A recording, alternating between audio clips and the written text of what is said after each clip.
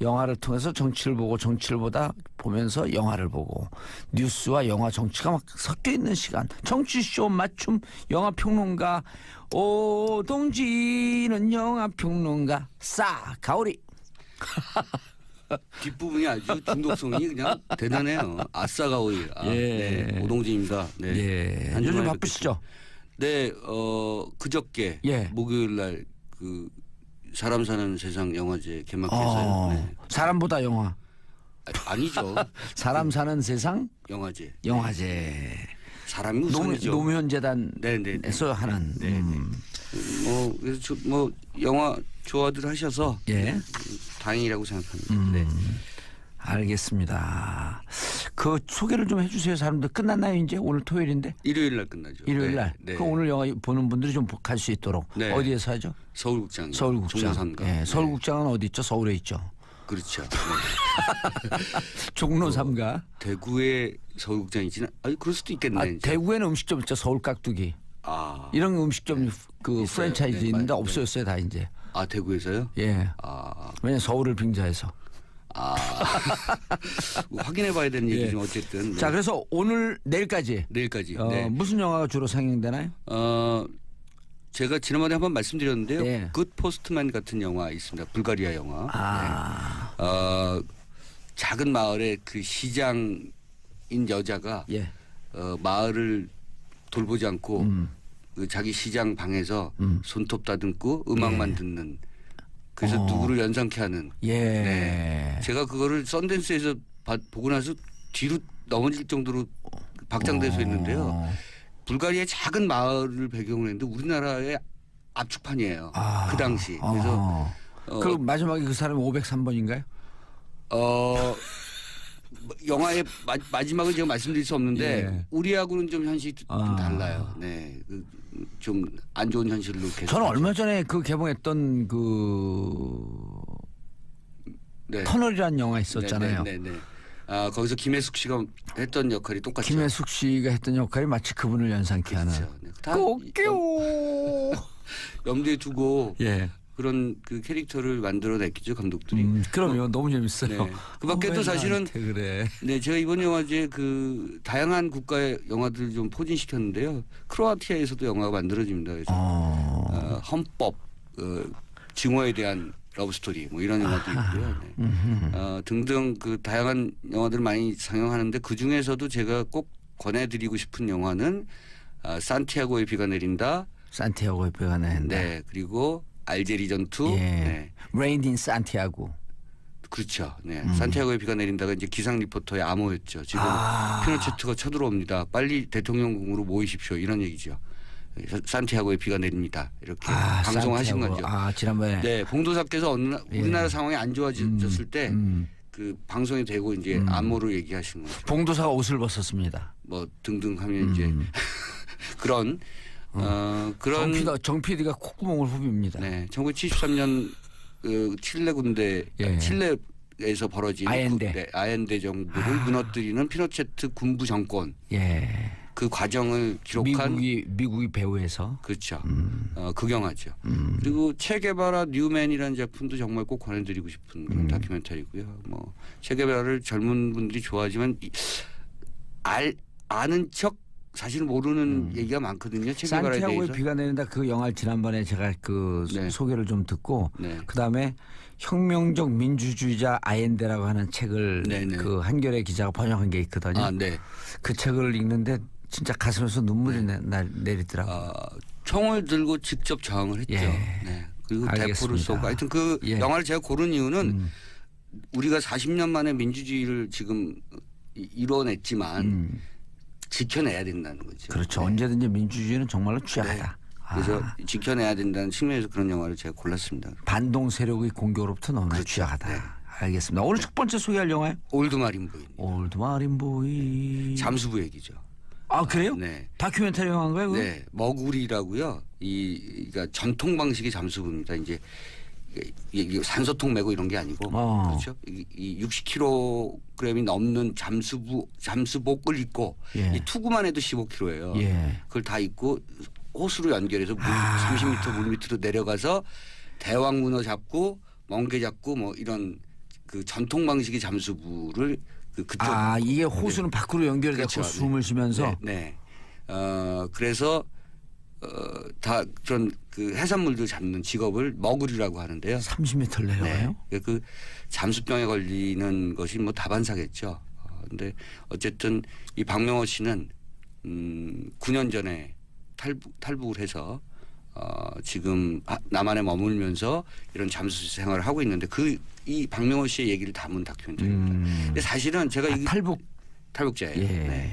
사실은 그 다큐멘터리라고 하는 것은 어떻게 보면 동호 반복적인 그 과정을 계속 찍게 되는 수가 많거든요. 예. 그러면 생각해 보시면 이 잠수부의 얘기가 물에 들어가고 물 밖으로 나오고 그리고 그 가족하고 생활하고 이런 것들이 생활의 반복입니다. 예. 그래서 3년 동안 찍었어요. 그러면 이 반복된 이야기를 어떻게 그 일종의 그 내러티브를 만들 것인가를 가지고 굉장히 고민할 텐데 저는 이런 단순한 리듬의 그 생활의 모습을 굉장히 역동적으로 찍어냈어요. 그리고 굉장히 경쾌하게 사실은 굉장히 아픈 얘기가 많음에도 불구하고 탈북자 출신이고 정치적으로 남한에서 여전히 핍박받는 부분이 있고 그럼에도 불구하고 이 박명호 씨의 삶을 친근하게 관찰할 수 있도록 이 영화를 만든 진모영 감독은 굉장히 역동적 드라마로 그 전체 이야기를 구축해냈습니다. 예. 그 진모영 감독은 잘 아시는 분은 아시겠습니다만 니마 그 강을 건너지 마오라는 다큐멘터리로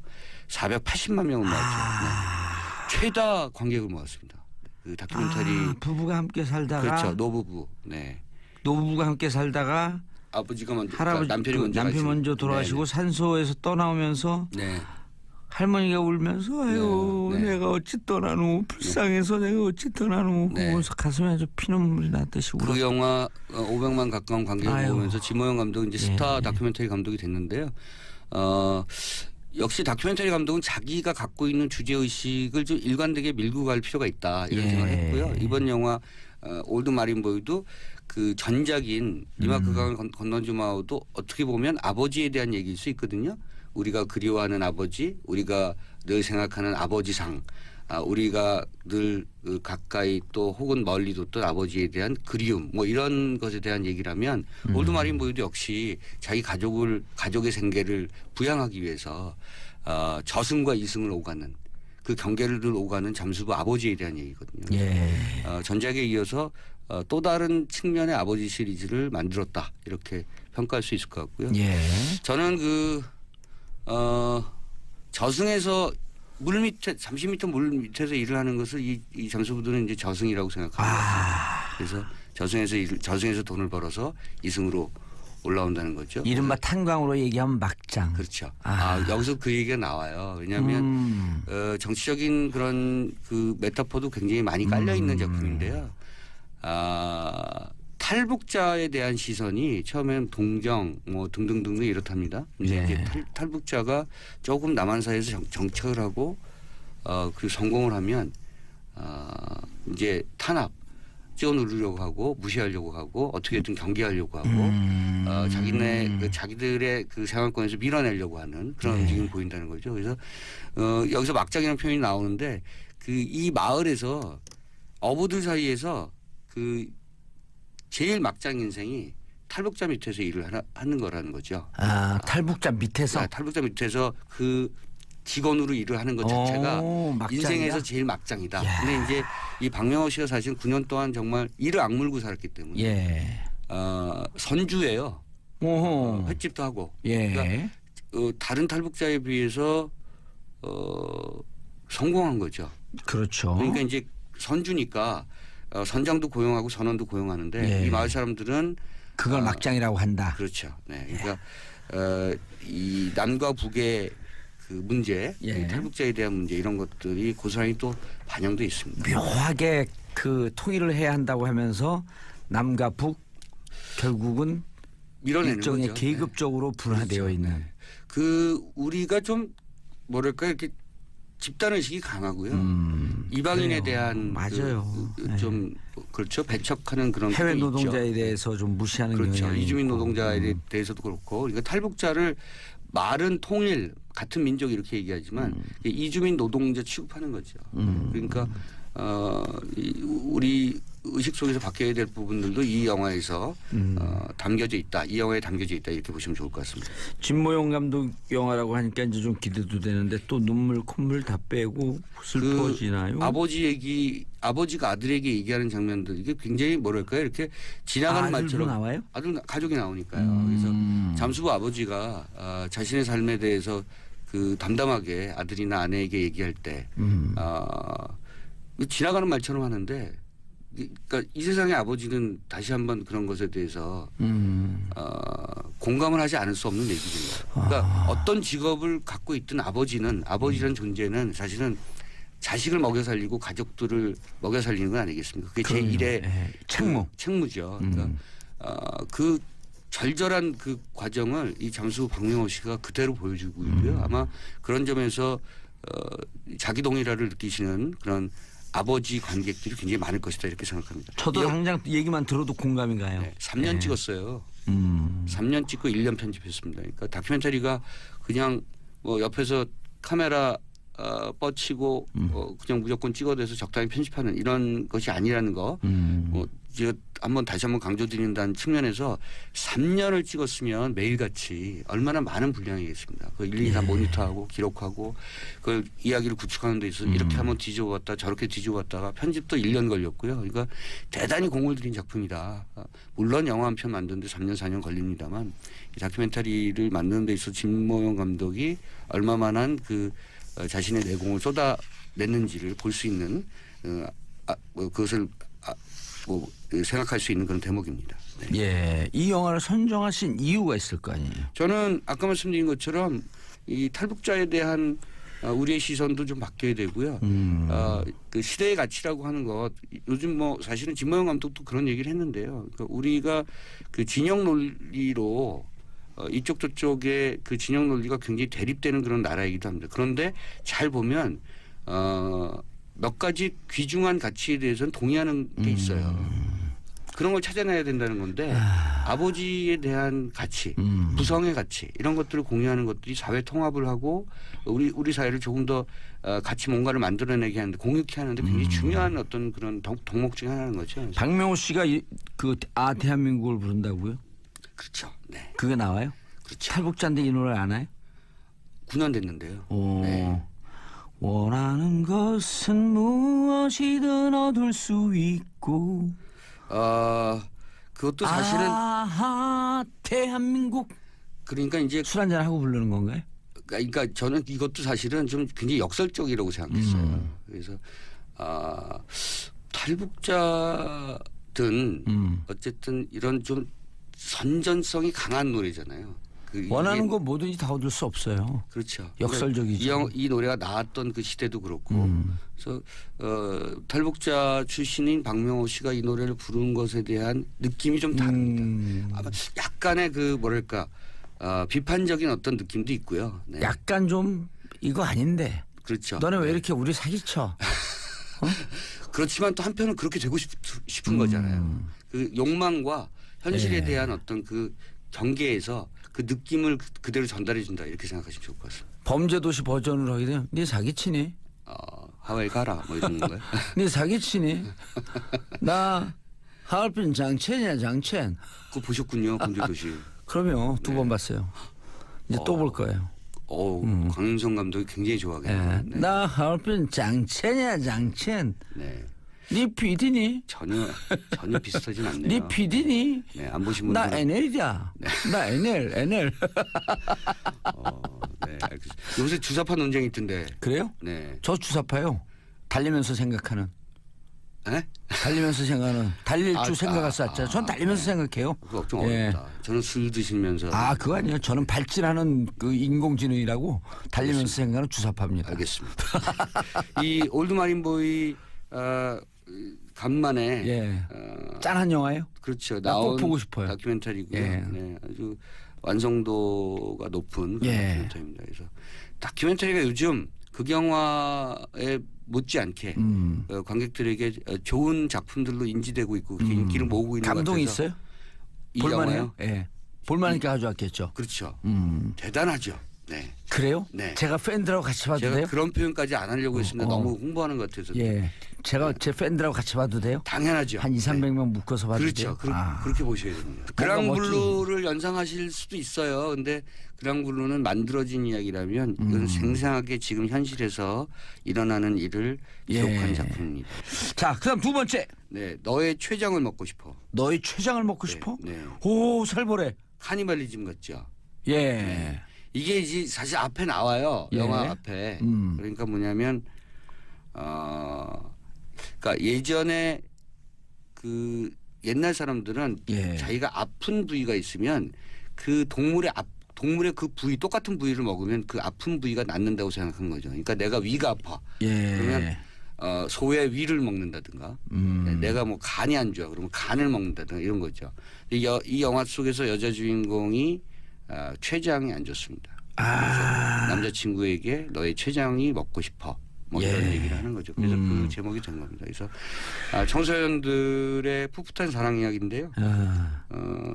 아픈 거에 췌장이 계속? 여자 췌장은 느낌이 자각 증상이 없는데. 그렇죠. 늦게 오죠. 그래서 그 복구할 수 없는 잘하시네요. 그럼요. 심각한 어떤 그런 지경인 거죠. 그러니까 영화 속에서 여자아이가 그 췌장에 문제가 있고요.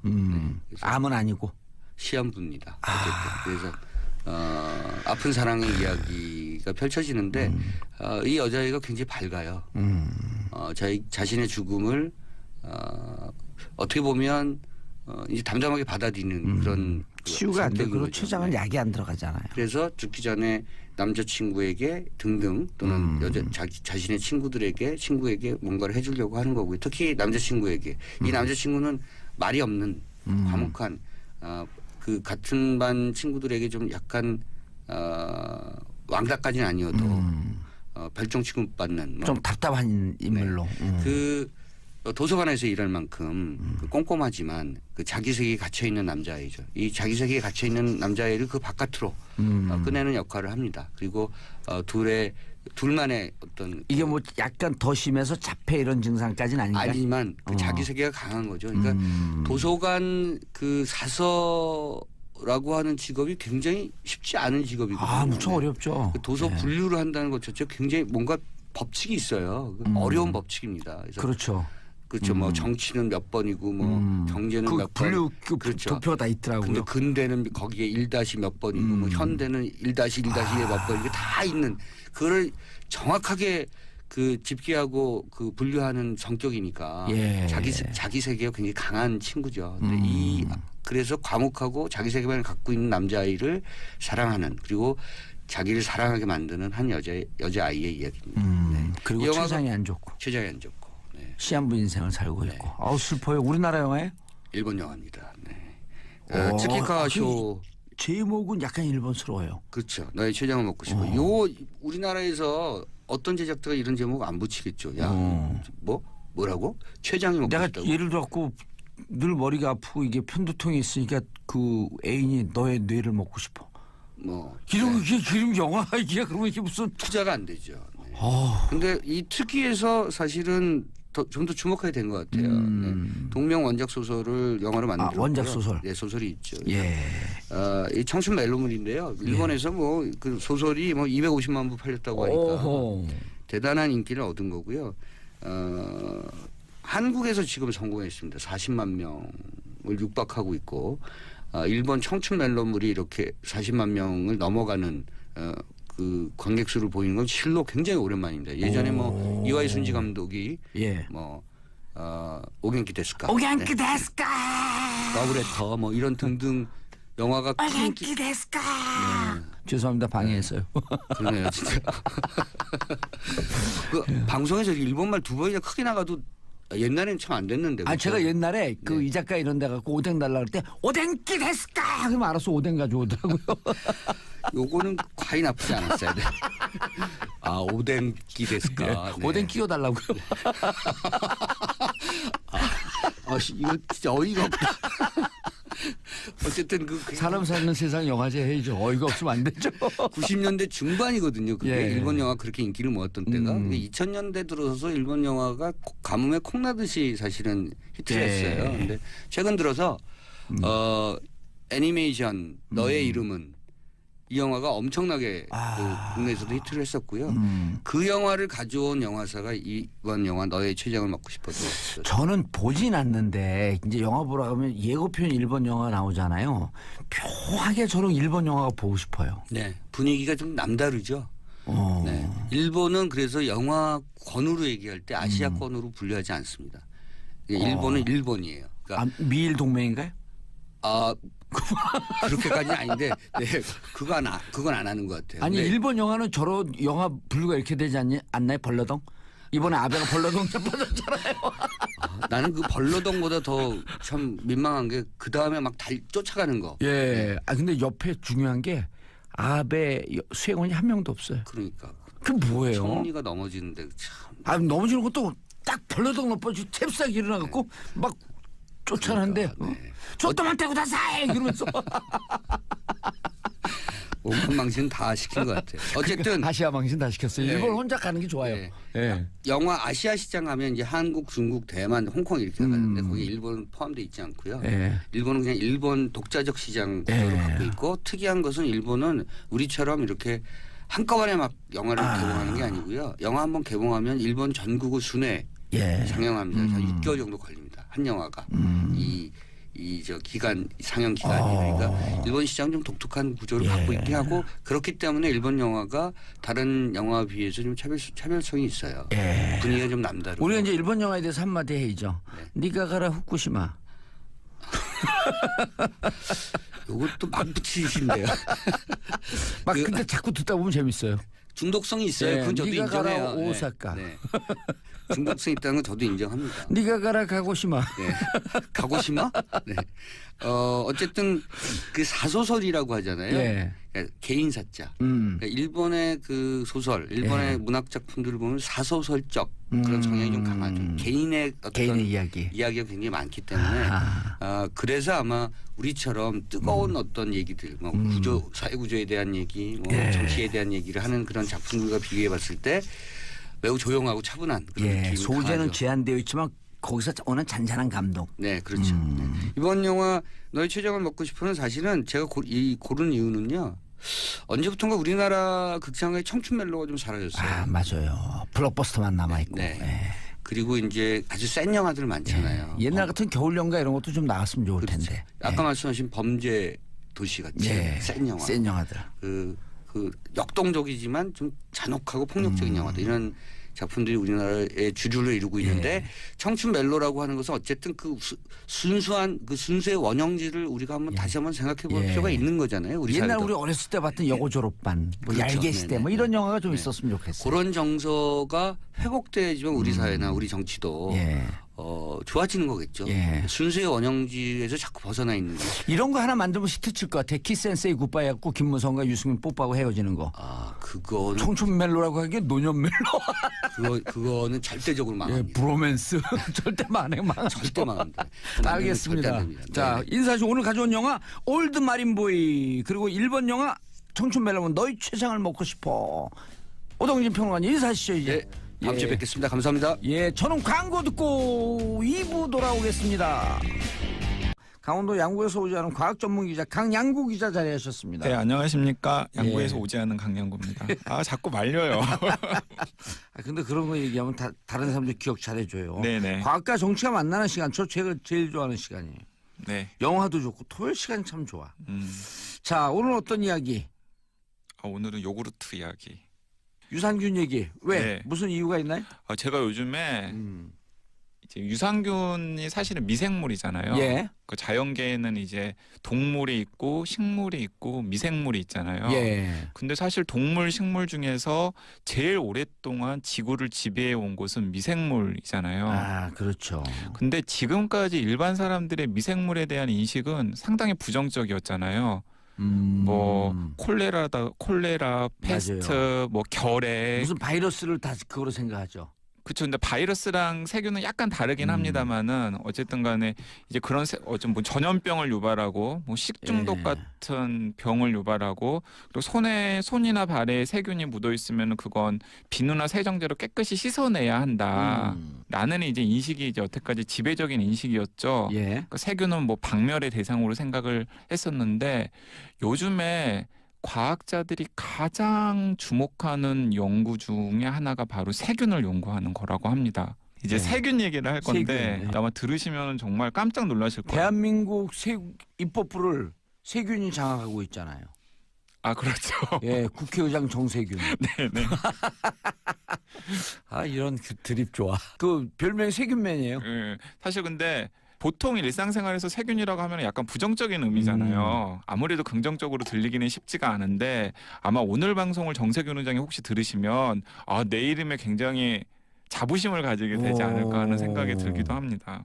그래요. 네, 본격적으로 얘기를 해볼 텐데 일단은 과학계뿐만 아니라 산업계에서도 지금 이 세균 시장이 엄청나게 커지고 있어요. 그러니까 세균 시장이라고 하면은 좀 이상하게 들리는데 아마도 프로바이오틱이라는 얘기 많이 들어보셨죠? 프로바이오틱. 사실은 무슨 뜻이냐면은 어원 자체의 뜻은 for life예요. 생명을 위하여. 그러니까 바이오틱이 라이프 생명을 뜻하고 그리고 이제 프로는 이제 무엇을 위하여라는 뜻이래요. 그렇죠. 그러니까 생명을 위하여라는 뜻이라고 합니다. 프로바이오틱이. 그러니까 생명을 위하여 먹어야 하는 어떤 것.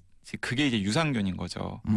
이제 그래서 이제 그 유산균을 이제 좋게 포장하기 위해서 이제 프로바이오틱이라고 이제 명명을 한 다음에 이제 그 프로바이오틱에 유산균이 들어가 있는 거예요? 그렇죠. 프로바이오틱의 한 종류가 이제 유산균. 대표적인 종류가 유산균인 거죠. 그래서 생명을 위하여 뭔가 하기 위해서는 유산균을 많이 먹어야 된다. 그래서 그 시장이 엄청나게 커졌는데 전 세계적으로는 수십억 달러, 수조 원 정도의 규모에 이르고요. 우리나라도 2015년 조사에 따르면은 2013년에 800억 원 정도에서 2015년에는 1,579억 원으로 2배나 증가했대요. 저도 유산균 사업한 지 오래됐어요.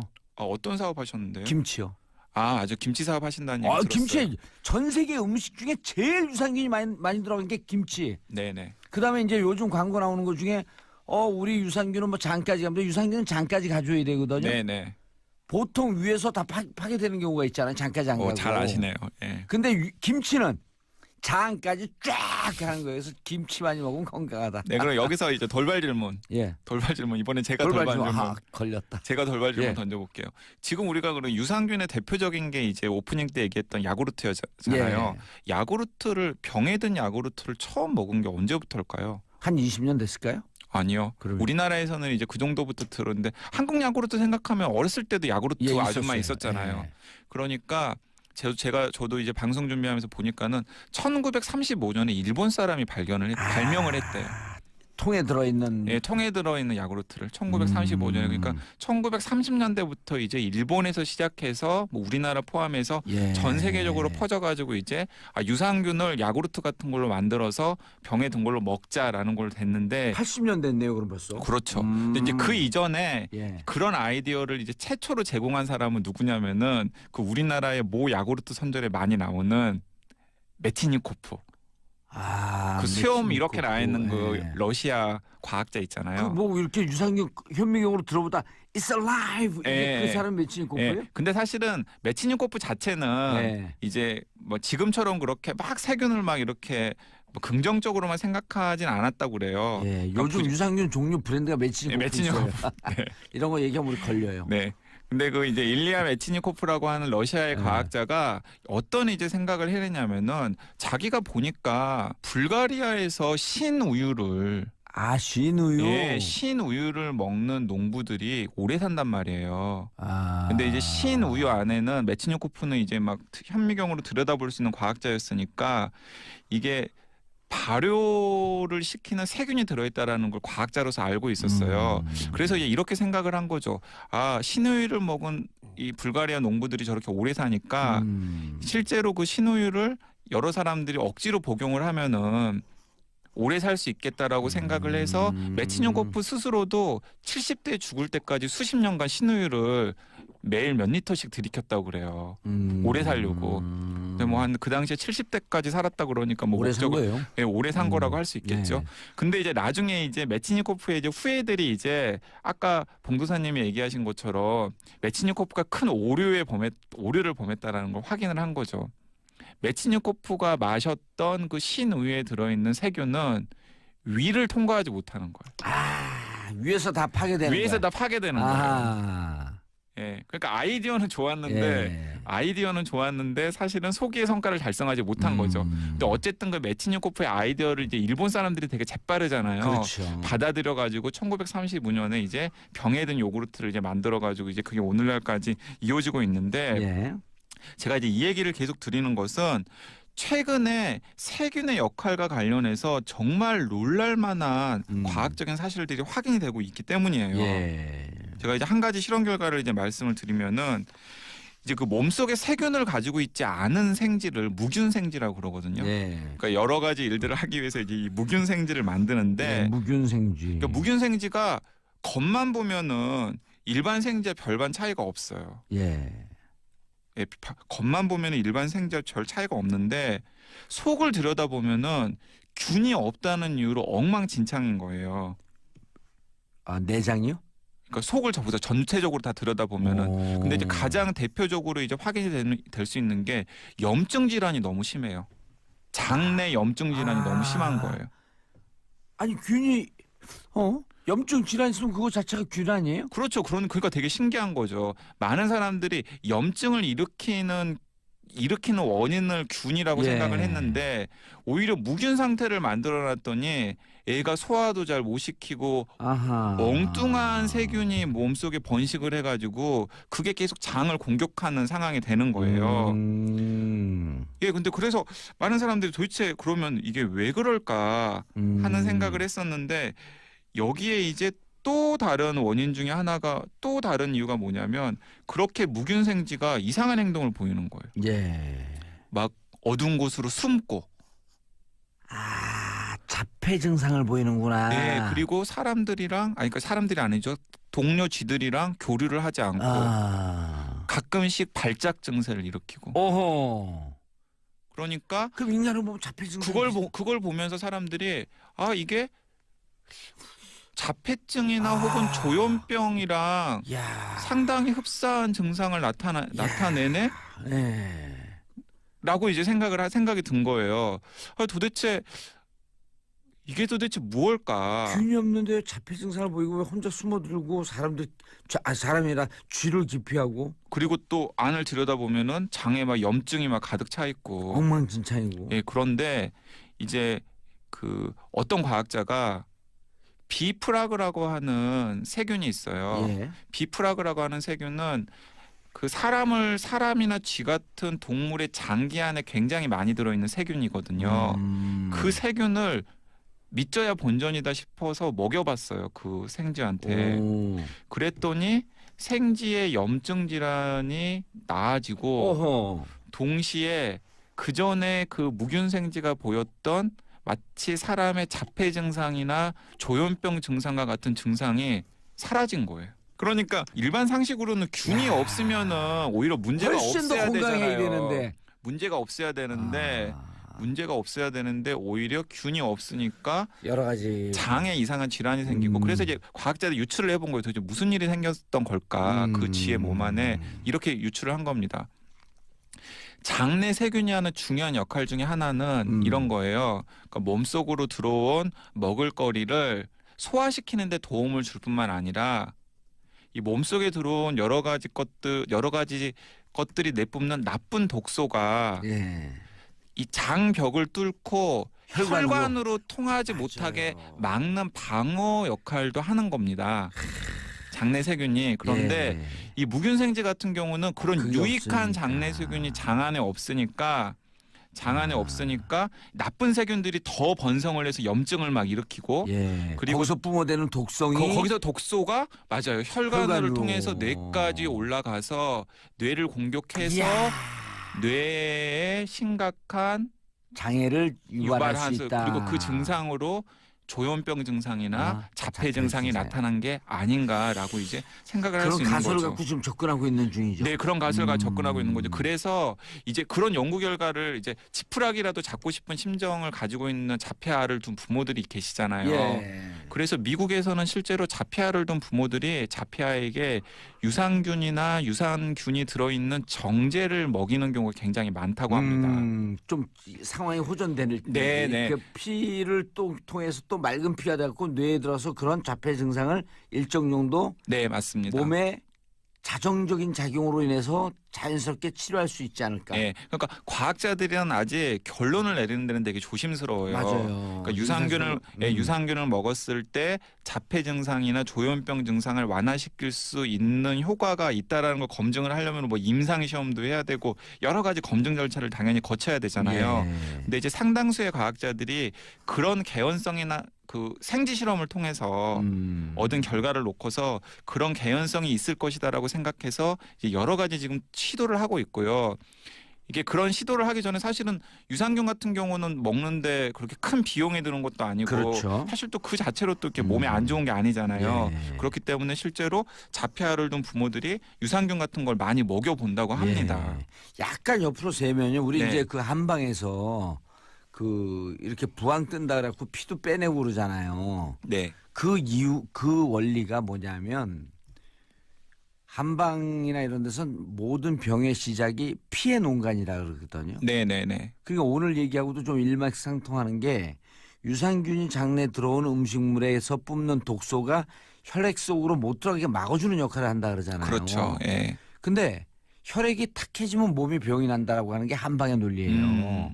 그럼 표를 맑게 해주기 위해서 탁한 표를 어혈을 품어내고 그리고 옛날에 양방에서도 방혈이라 그러잖아요. 방혈. 네네. 피 빼내서 치료하는 방법이 네네네. 있었어요. 그래서 탁한 피가 나가고 몸에서 자생적으로 맑은 피가 생성되고 네네. 그러니까 이게 혈액 속으로 들어가는 나쁜 독소를 막아준다. 이거 하나만으로도 사람은 무척 건강해지는 거지. 그러니까 이제 그 오늘은 이제 어쨌든 간에 미생물에 주목을 해야 네. 되는 시간인데 진짜 이제 미생물이랑 혈액 속의 독소와 관계에 대해서도 이제 과학자들이 앞으로 더 연구하겠죠. 연구를 할 수 있을지도 모르겠어요. 네. 연구하라고 이제 재방송 들으면 네. 연구할 것 같아요. 근데 이제 지금 이제 그 오늘 방송에서 특히 이제 중요한 것은 뭐냐면 아까 유산균이나 요구르트 같은 걸 안 드시는 대신에 술 많이 드시잖아요, 봉도사님. 네. 근데 술을 많이 먹은 봉도사님이나 저 같은 사람의 장내 세균의 구성이랑 예. 그리고 술을 거의 안 드시고 김치 많이 먹고 유산균 같은 거 많이 챙겨 먹은 분들의 장의 세균의 구성이랑 다르다고 그래요. 그러겠죠. 그리고 당뇨를 앓고 있는 분들의 장의 미생물 구성이랑 뭐 고혈압을 앓고 있는 장의 미생물 그 구성이랑 그리고 상대적으로 건강한 사람들의 장의 미생물 구성이 다 다르답니다. 다르겠죠. 자, 그럼 여기서는 이제 어떤 아이디어를 얻을 수가 있냐면 두 가지 아이디어를 얻을 수가 있는데요. 특별히 어떤 병이 발현이 되지 않았다고 하더라도 그 사람의 장의 미생물 상태를 관찰을 하면은 잠재적인 병을 예측할 수 있는 거죠. 이 사람이 당뇨에 걸릴 가능성이 큰지 아니면 고혈압에 걸릴 가능성이 큰지. 난치병이나 불치병을 미리 예측할 수 있죠. 혹시 이 사람이 암에 걸릴 가능성이 있는지 이런 것들을 미리 예측할 수 있는 거죠. 그래서 요즘에 이제 흔히 이제 예방의학이 굉장히 중요하잖아요. 어떤 병에 걸릴지를 미리 예측해가지고 여러 가지 대비를 하는 게 이제 의학의 새로운 패러다임인데 예방의학. 그 중에 하나로 지금 떠오르고 있는 방법 중에 하나가 어떤 사람의 장에 어떤 미생물들이 사는지를 조사를 해서 그 미생물의 구성이랑 건강한 사람, 병에 걸린 사람들의 구성을 비교를 해가지고 예측을 하는 거죠. 자, 그러면은 이제 역으로 생각도 할 수 있는데 이제 이런 과감한 가설도 가능한 거죠. 어떤 가설이 가능하냐면 예를 들어서 당뇨를 앓고 있는 사람이나 비만인 사람의 장내 구성이랑 건강한 사람이나 마른 사람의 장내 구성을 비교를 한 다음에 다를 거 아니에요. 제가 방금 다르다고 말씀드렸잖아요. 그러면은 비만을 앓고 있는 사람의 장내 구성을 마른 사람의 장내 구성으로 바꿔버리면 그럼 비만이 해결되네. 어떤 일이 생길까? 그리고 고혈압이나 당뇨를 앓고 있는 사람의 장내 미생물의 구성을 고혈압이나 당뇨를 앓고 있지 않은 건강한 사람의 장내 구성으로 바꿔버리면은 어떤 일이 생길까? 저는 지금 생각하면서 저도 그 트럼프처럼 이 유산균을 이용한 다이어트 요법 이런 걸 개발하면 또 어마어마한 사업이 되겠네 이런 생각도 많이 해봐요. 지금 이미 그런 걸 개발하시고 계시는 있어요? 분들이 있어요. 그러니까 방금 제가 말씀드린 대로 이 비만인 사람이랑 그리고 마른 사람의 장내 구성을 비교를 한 다음에 비만인 사람의 장내 구성을 바꿀 수 있도록 하는 뭐 음식이라던가 이런 것들을 유산 거기에 맞춤형 식단 같은 걸 제공을 해서 장내 구성을 마른 사람처럼 바꿔 보면은 혹시 마르게 되지 않을까. 그러니까 이제 지금 어쨌든 연구가 진행 중인 사안이기 때문에 제가 이제 뭐 연구하기 전에 전 다 알 것 같아 이미. 확답을 제가 드릴 수는 없지만은 확답을 드릴 수는 없지만은 이제 많은 사람들이 특히 이제 서양 의학이나 아니면 과학자 훈련받은 과학자들이 아니 먹는 것과 도대체 건강 사이에 무슨 인과관계가 있다라고 하고 회의적인 얘기를 하는 사람들이 많았거든요. 세균 생성으로 이제 연결이 되네. 근데 이제 그게 이제 어떤 것을 먹느냐에 따라서 몸속의 세균이 바뀌고 그 몸속의 세균이 바뀌면서 나타나는 여러 가지 부가적인 증상들이 우리 몸에 여러 가지 영향을 줄 수 있다라는 사실들이 확인이 되면서 묘하게 연결이 되는 거예요. 그거 제가 너무 재밌는 거예요. 이런 부분들이. 야, 이 먹는 습관으로 사람들 다 고칠 수 있다. 이게 그러니까 고기를 좋아하는 사람들이랑 그리고 채식을 주로 하거나 나물을 좋아하는 또 사람들, 회를 좋아하는 사람도 기질도 틀려요. 왜냐면 몸에 있는 세균에 따라 갖고 피의 구성과 그게 뇌에 주는 영향에 따라 갖고 기질이 바뀌는 거예요. 네. 그래서 이제 우리 몸에 이제 세포가 한 30조 개 정도가 되고 우리 몸에 포함되어 있는 미생물 숫자가 한 40조 개 정도 된대요. 엄청나게 많은 양이죠. 근데 이제 더 이제 강조하고 싶은 것은 세포보다도 세균 수가 더 많은 거예요. 우리 몸속에. 그러네요. 30조, 40조. 네. 그리고 이제 그 40조 개의 세포는 대부분은 다 우리 몸속에 가지고 있어도 유해한 것, 무해한 것 대부분은 다 무해한 거고 그리고 또 무해할 뿐만 아니라 아까 제가 말씀드렸듯이 어쩌면 우리 건강에 굉장히 중요한 역할을 하는 세균들이 그 안에 굉장히 많이 들어있을 수 있다는 거죠. 자, 근데 여기서 이제 실용적으로 이런 거 저 진짜 질문 많이 받거든요. 그러니까 요구르트 같은 거 먹어야 되는 거냐, 먹지 말아야 되는 거냐. 아니, 그런 유산균이 많은 좋은 유산균이 많은 음식 뭘 먹어야 되냐. 뭘 먹어야 되는 거냐. 얼른 얘기해 주세요. 정제 먹어야 되는 거냐, 말아야 되는 거냐. 근데 사실 유산균 상품 같은 경우에는 효과가 약간 좀 미심쩍긴 해요. 그렇죠. 왜냐하면 그 안에 들어있는 유산균이 뭐 많다고 하더라도 장까지 못 갈 수도 있고 또 장에 워낙에 많은 미생물들이 있기 때문에 장에 도달한다고 하더라도 거의 간의 기별도 안 갈 수준이거든요. 장의 기별도 가지 않을 수 있다. 네. 그럼 음식으로 추천해 음식으로 치면 이제 일상적으로 유산균을 많이 섭취할 수 있는 김치. 된장, 뭐 일본 음식에 뭐 나또 같은 거. 근데 우리 거 먹어요 그냥 된장과 김치 많이 드세요. 된장, 김치 이런 것들을 먹으면은 청국장, 그런 것들을 많이 먹으면서 뭔가 건강한 식단을 유지하면은 그래서 우리 몸에 건강한 미생물 구성 상태를 유지하면은 상당히 건강에 도움이 될 수 있다라는 겁니다. 알겠습니다. 강영구 기자님 유산균 오늘 재밌었어요. 네, 감사합니다. 그리고 정치인들도 이런 걸 갖고 보건복지를 어떻게 할 것인가, 국민건강을 어떻게 할 것인가라고 하는 정책을 고민해 주시기 바라겠습니다. 네, 알겠습니다. 그리고 정세균 의장님 이름에 자부심을 가지셔도 좋습니다. 세균맨 화이팅 하자. 자, 마지막으로 자이언티 이게 무슨 노래일까요? 꺼내 먹어요 들으면서 마무리하겠습니다. 유산균을 꺼내 먹어요. 혹은 김치 오늘부터 김치를 꺼내 먹어요. 자, 저는 월요일 오전 10시 5분에 다시 찾아뵙겠습니다. 평화를 사랑하는 대한민국 국민 여러분 감사합니다. 땡큐 피스 코리아. 이제 그런 정 PD가 콧구멍을 후빕니다. 네, 1973년 칠레 군대 칠레에서 벌어진 아엔데 정부를 무너뜨리는 피노체트 군부 정권. 그 과정을 기록한 미국이 배후에서 그렇죠. 극영하죠. 그리고 체게바라 뉴맨이라는 작품도 정말 꼭 권해드리고 싶은 그런 다큐멘터리고요. 뭐 체게바라를 젊은 분들이 좋아하지만 아는 척 사실 모르는 얘기가 많거든요. 체게바라에 대해서. 산티아고의 비가 내린다 그 영화를 지난번에 제가 소개를 좀 듣고 그다음에 혁명적 민주주의자 아엔데라고 하는 책을 그 한겨레 기자가 번역한 게 있거든요. 그 책을 읽는데 진짜 가슴에서 눈물이 내리더라고요. 총을 들고 직접 저항을 했죠. 그리고 대포를 쏘고 하여튼 그 영화를 제가 고른 이유는 우리가 40년 만에 민주주의를 지금 이뤄냈지만 지켜내야 된다는 거죠. 그렇죠. 언제든지 민주주의는 정말로 취약하다. 그래서 지켜내야 된다는 측면에서 그런 영화를 제가 골랐습니다. 반동 세력의 공격으로부터 너무나 취약하다. 알겠습니다. 오늘 첫 번째 소개할 영화요? 올드 마린 보이. 올드 마린 보이. 잠수부 얘기죠. 아 그래요? 네. 다큐멘터리 영화인 거예요? 그거? 네, 머구리라고요. 그러니까 전통 방식의 잠수부입니다. 이제 이 산소통 메고 이런 게 아니고 그렇죠. 이 60kg이 넘는 잠수복을 입고 이 투구만 해도 15kg예요. 그걸 다 입고 호수로 연결해서 30m 물 밑으로 내려가서 대왕 문어 잡고 멍게 잡고 뭐 이런 그 전통 방식의 잠수부를 그쪽 이게 호수는 밖으로 연결되고 그렇죠. 숨을 쉬면서 네. 그래서 다 그런 그 해산물들 잡는 직업을 머구리라고 하는데요. 30m를 내려가요? 네. 그 잠수병에 걸리는 것이 뭐 다반사겠죠. 근데 어쨌든 이 박명호 씨는 9년 전에 탈북을 해서 지금 남한에 머물면서 이런 잠수 생활을 하고 있는데 이 박명호 씨의 얘기를 담은 다큐멘터리입니다. 근데 사실은 제가 탈북자예요. 네.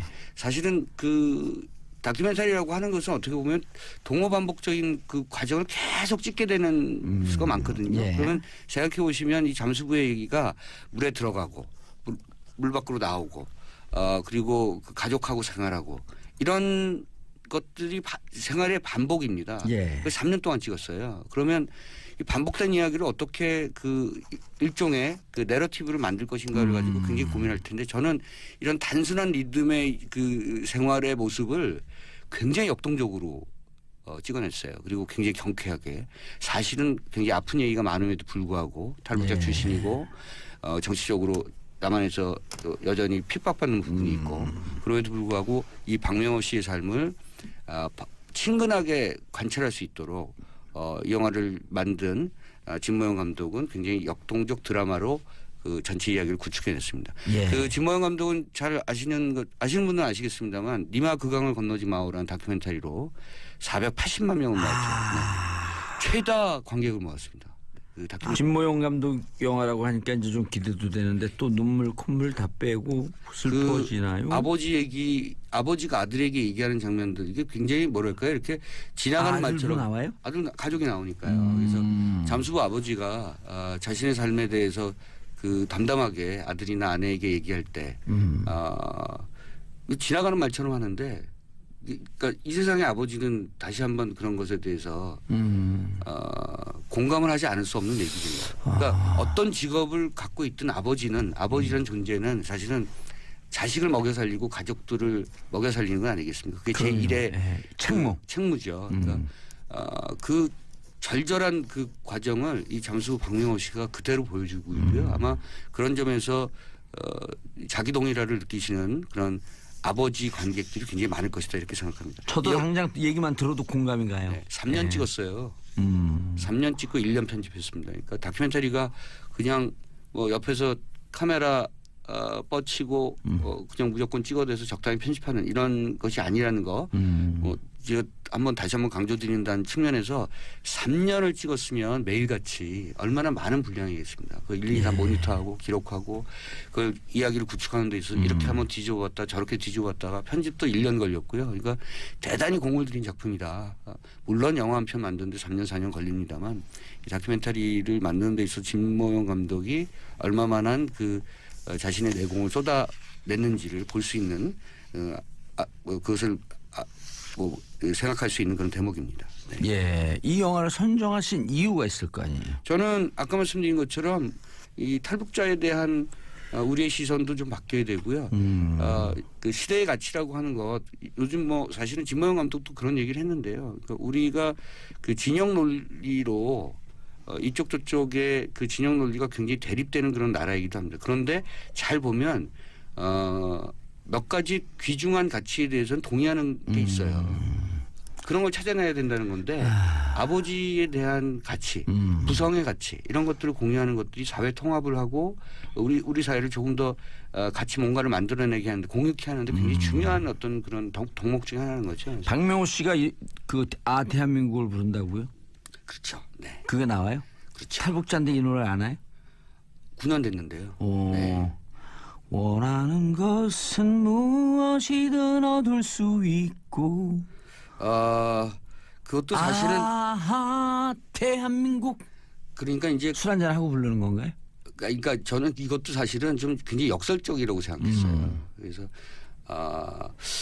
탈북자든 어쨌든 이런 좀 선전성이 강한 노래잖아요. 원하는 거 뭐든지 다 얻을 수 없어요. 그렇죠. 역설적이죠. 그러니까 이 노래가 나왔던 그 시대도 그렇고 그래서 탈북자 출신인 박명호 씨가 이 노래를 부른 것에 대한 느낌이 좀 다릅니다. 아마 약간의 그 뭐랄까 비판적인 어떤 느낌도 있고요. 네. 약간 좀 이거 아닌데. 그렇죠. 너네 왜 이렇게 우리 사기쳐? 어? 그렇지만 또 한편은 그렇게 되고 싶은 거잖아요. 그 욕망과 현실에 대한 어떤 그 경계에서 그 느낌을 그대로 전달해 준다 이렇게 생각하시면 좋을 것 같습니다. 범죄도시 버전으로 하게 되면 네 사기치니? 하와이 가라 뭐 이런 건가요? 네 사기치니? 나 하얼빈 장첸이야 장첸. 그거 보셨군요 범죄도시. 그럼요. 2번 봤어요. 이제 또 볼 거예요. 강윤성 감독이 굉장히 좋아하겠네요. 네. 나 하얼빈 장첸이야 장첸. 네. 네 PD니? 전혀 비슷하진 않네요. 네 PD니? 네, 안 보신 분들. 나 NL이야. 네. 나 NL. 네, 알겠습니다. 요새 주사파 논쟁이 있던데. 그래요? 네. 저 주사파요. 달리면서 생각하는. 네? 달리면서 생각하는. 달릴 줄 생각할 수 없잖아요. 전 달리면서 생각해요. 그거 좀 어렵다. 저는 술 드시면서. 그거 아니에요. 저는 발진하는 그 인공지능이라고 달리면서 생각하는 주사파입니다. 알겠습니다. 이 올드 마린보이 간만에 짠한 영화예요? 그렇죠. 꼭 보고 싶어요. 다큐멘터리고요. 네, 아주 완성도가 높은 그런 다큐멘터리입니다. 그래서 다큐멘터리가 요즘 극영화에 못지않게 관객들에게 좋은 작품들로 인지되고 있고 인기를 모으고 있는 것 같아서. 감동이 있어요? 볼만해요? 예. 볼만하니까 가져왔겠죠. 그렇죠. 대단하죠. 네. 그래요? 네. 제가 팬들하고 같이 봐도 제가 돼요? 그런 표현까지 안 하려고 했습니다. 너무 홍보하는 것 같아서. 예. 제가 제 팬들하고 같이 봐도 돼요? 당연하죠. 한 200~300명 묶어서 봐도 돼요? 그렇죠. 그렇게 보셔야 됩니다. 그랑블루를 연상하실 수도 있어요. 근데 그랑블루는 만들어진 이야기라면 이건 생생하게 지금 현실에서 일어나는 일을 기록한 작품입니다. 자, 그다음 2번째. 네, 너의 췌장을 먹고 싶어. 너의 췌장을 먹고 싶어? 네. 오, 살벌해. 카니발리즘 같죠. 예. 네. 이게 이제 사실 앞에 나와요. 영화 앞에. 그러니까 뭐냐면 그러니까 예전에 그 옛날 사람들은 자기가 아픈 부위가 있으면 그 동물의 그 부위 똑같은 부위를 먹으면 그 아픈 부위가 낫는다고 생각한 거죠. 그러니까 내가 위가 아파. 그러면 소의 위를 먹는다든가 내가 뭐 간이 안 좋아 그러면 간을 먹는다든가 이런 거죠. 이 영화 속에서 여자 주인공이 췌장이 안 좋습니다. 남자친구에게 너의 췌장이 먹고 싶어. 뭐 이런 얘기를 하는 거죠. 그래서 그 제목이 된 겁니다. 그래서 청소년들의 풋풋한 사랑 이야기인데요. 아픈 거에 췌장이 계속? 췌장을 느끼면 자각 증상이 없는데. 그렇죠. 늦게 오죠. 그래서 그 복구할 수 없는 잘하시네요. 그럼요. 심각한 어떤 그런 지경인 거죠. 그러니까 영화 속에서 여자아이가 그 췌장에 문제가 있고요. 암은 아니고 시한부입니다. 그래서 아픈 사랑의 이야기가 펼쳐지는데 이 여자아이가 굉장히 밝아요. 자신의 죽음을 어떻게 보면 이제 담담하게 받아들이는 그런 치유가 안 되고 췌장은 약이 안 들어가잖아요. 그래서 죽기 전에 남자친구에게 등등 또는 자신의 친구에게 뭔가를 해주려고 하는 거고요. 특히 남자친구에게 이 남자친구는 말이 없는 부부가 함께 살다가 그렇죠. 노부부. 네. 노부부가 함께 살다가 아버지가 먼저 남편이 먼저 돌아가시고 산소에서 떠나오면서 할머니가 울면서 아유 내가 어찌 떠나누 불쌍해서 내가 어찌 떠나누 그러면서 가슴에 아주 피눈물이 나듯이 울었어요. 그 영화 500만 가까운 관객을 보면서 지모영 감독은 이제 스타 다큐멘터리 감독이 됐는데요. 역시 다큐멘터리 감독은 자기가 갖고 있는 주제의식을 좀 일관되게 밀고 갈 필요가 있다 이런 생각을 했고요. 이번 영화 올드 마린보이도 그 전작인 이마크 강을 건너주마오도 어떻게 보면 아버지에 대한 얘기일 수 있거든요.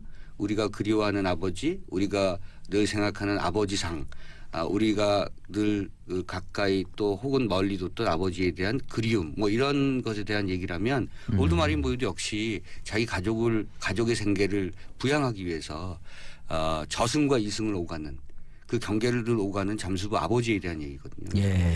전작에 이어서 또 다른 측면의 아버지 시리즈를 만들었다 이렇게 평가할 수 있을 것 같고요.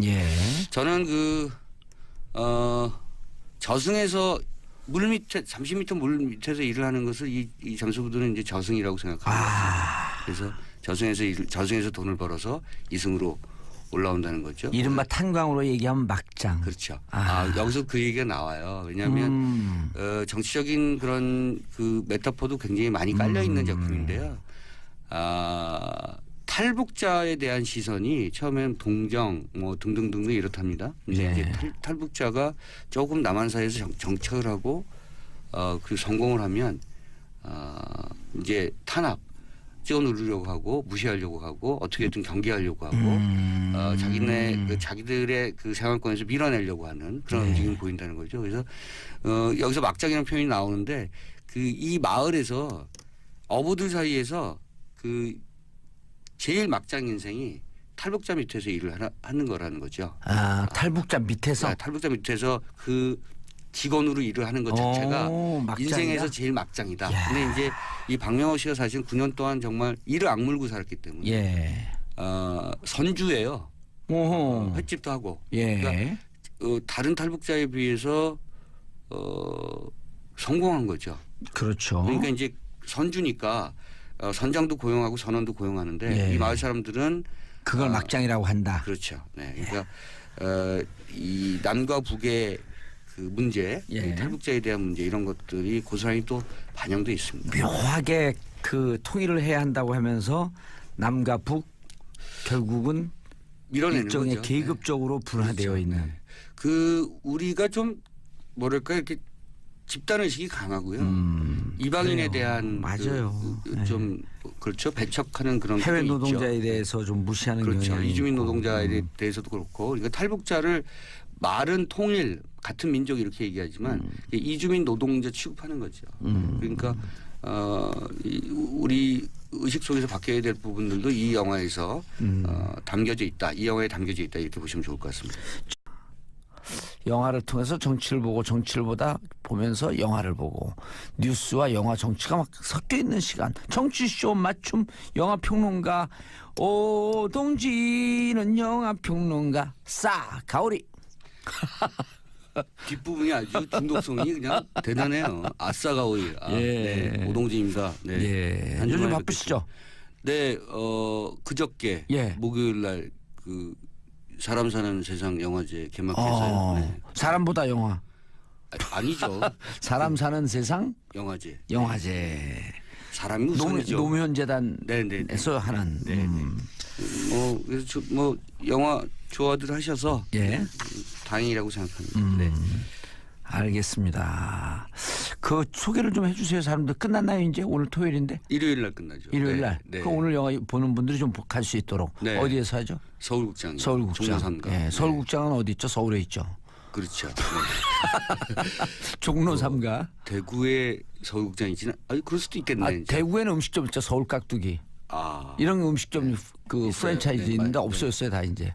대구에서요? 왜냐면 서울을 빙자해서. 확인해봐야 되는 얘기지만 어쨌든. 자, 그래서 오늘 내일까지. 무슨 영화가 주로 상영되나요?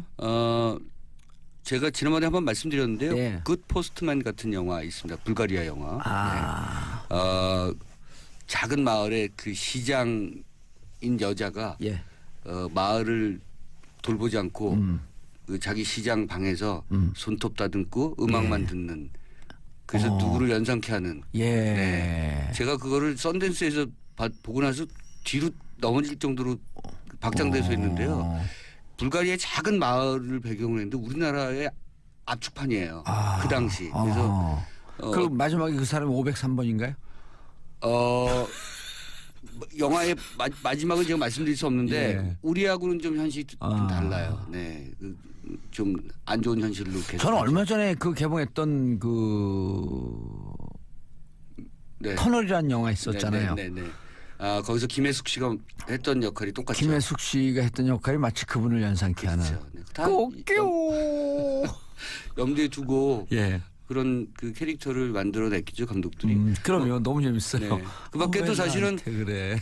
제가 이번 영화제 그 다양한 국가의 영화들을 좀 포진시켰는데요. 크로아티아에서도 영화가 만들어집니다. 그래서 헌법 증오에 대한 러브스토리 뭐 이런 영화도 있고요. 네. 등등 그 다양한 영화들 많이 상영하는데 그 중에서도 제가 꼭 권해드리고 싶은 영화는 산티아고의 비가 내린다. 산티아고의 비가 내린다. 네. 그리고 알제리 전투. 예. 네. Rain in Santiago. 그렇죠. 네. 산티아고의 비가 내린다가 이제 기상 리포터의 암호였죠. 지금 피노체트가 쳐들어옵니다. 빨리 대통령궁으로 모이십시오. 이런 얘기죠. 산티아고의 비가 내립니다. 이렇게 방송하신 거죠. 지난번에. 네, 봉도사께서 우리나라 상황이 안 좋아졌을 때 그 방송이 되고 이제 암호로 얘기하신 거죠. 봉도사가 옷을 벗었습니다. 뭐 등등.